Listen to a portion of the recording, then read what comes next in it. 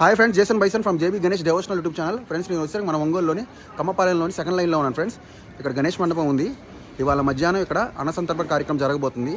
So అందరూ వచ్చి స్వామివారి అన్నప్రసాదాలు స్వీకరించాలని కోరుతున్నారు. ఇట్లు విఘ్నేశ్వర భక్త బృందం, కమ్మపాలెం సెకండ్ లైన్, ఒంగోలు.